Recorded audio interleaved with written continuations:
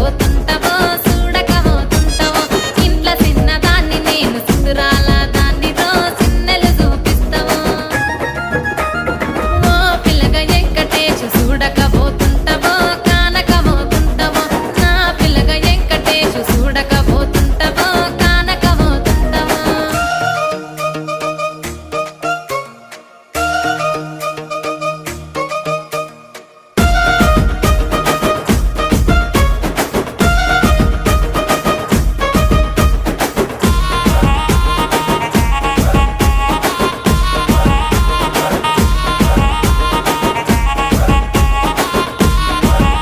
ఆ అందాల గుమ్మ నేను ఆగకపోతున్నా